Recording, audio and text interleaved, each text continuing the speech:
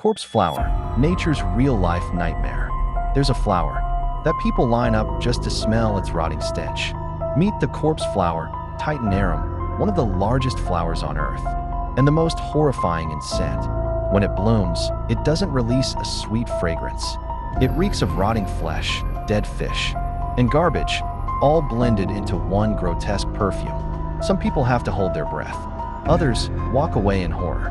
But for flies and beetles, it's pure paradise. The flower only blooms once every few years and lasts less than 3 days. A rare, haunting beauty, mesmerizing, revolting,